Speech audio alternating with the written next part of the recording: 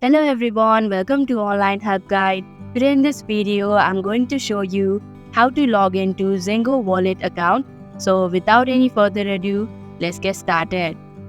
First of all, make sure that you've downloaded Zengo app, then open the app. Here, click on the continue button. Now you'll have to enter your email address. Then tap on continue button.